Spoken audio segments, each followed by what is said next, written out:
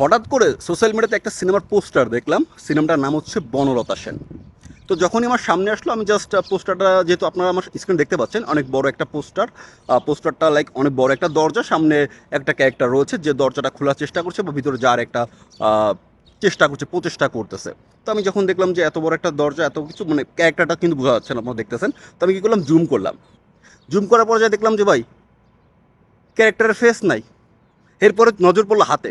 হাতের আঙুলগুলো দেখলাম যে ভাই সেই পেতনির মতন, ঠিক আছে, বড় বড় বড় বড় হাতের আঙুল।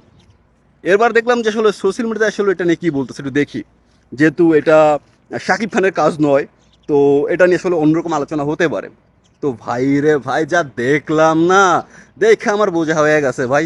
আমি অনেকে বলেন না যে ভাই আপনি সাকিবিয়ান হয়ে গেছেন, বা সাকিব সাকিবের কথা বলতে বলতে আপনার মধ্যে সে আগের মতন আর সেই স্পার্কটা নাই, আপনি আগের মতন আর নাই, আপনি অনেকটা বায়ার্স হয়ে গেছেন। তো আমি তাদের উদ্দেশ্যে বলি ভাই, আমি যদি এই যে কথাগুলো বলি বা যে ধরনের ভিডিও বানাই, এ ধরনের ভিডিও বানিয়ে যদি বায়ার্স হয়ে যাই, যদি একদম খাস সাকিবিয়ান হয়ে যাই, আমি তাতেই খুশি।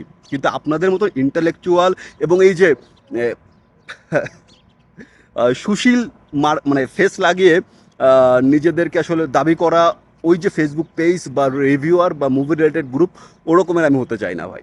মানে তাদের কাছে এই পোস্টারটা লাইক, আপনি দেখেন, আপনি সোশ্যাল মিডিয়া পেজগুলো ঘোরেন, আইডিগুলো ঘোরেন মানুষের, সবার একটাই কথা, এটা হচ্ছে একটা art of piece of art, হ্যাঁ, বিউটিফুল আর্ট, অ্যামাজিং আর্ট, দেন ইনক্রেডিবল আর্ট। অনেকের ভাষ্যমতে এরকমের পোস্টার বাংলা সিনেমায় কখনো হয়ই নাই।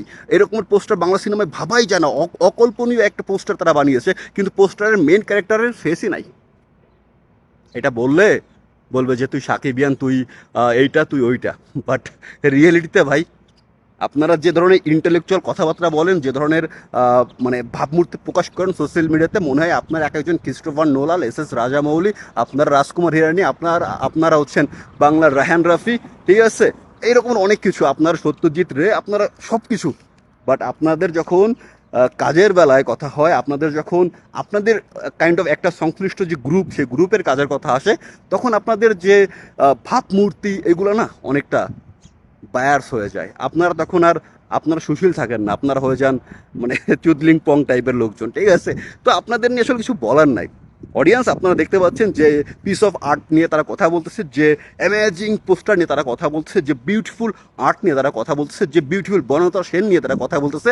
সেই সিনেমার পোস্টারের অ্যাক্টরের ফেস নাই। সেই সিনেমার পোস্টারে যে ক্যারেক্টারটা রয়েছে, তার এক হাত ছোট, এক হাতের আঙুলগুলো পেতনির মতো, ঠিক আছে। তারা ডাইনি, এখন আঙুলগুলো বাই করে আঙুল থেকে মনে করো আঙুলগুলো বড় হয়ে যায়, তারা হচ্ছে সেই তালাটা খুলবে, এরকমের একটা পোস্টার তারা বানিয়েছে।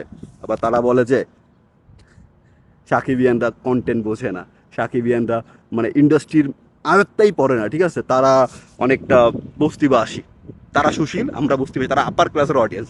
বাট আপার ক্লাসের অডিয়েন্সরা যে এই রকমের চুতিয়া, বলতে বাধ্য হচ্ছে, এরকমের চুতিয়া, তারা সবসময় তাদেরটাই ভালো বলে। এটা তো আপনারা দেখতেই পাচ্ছেন। তো তাদের নিয়ে আসলে বলার কিছু নাই। হঠাৎ করে কাজের ফাঁকে নজরে আসলো, তাই ভিডিওটা করলাম, আপনাদের সঙ্গে শেয়ার করলাম। এখন বনলতা সেন নিয়ে আসলে আপনাদের কি মতামত, সেটা আমাকে কমেন্টে জানান। আর পোস্টারটার এই যে ফেস নাই, ফেসটা পারলে একটু লাগাই দেন, নাইলে তো আবার এদের সুশীলদের আসলে হজম হবে না।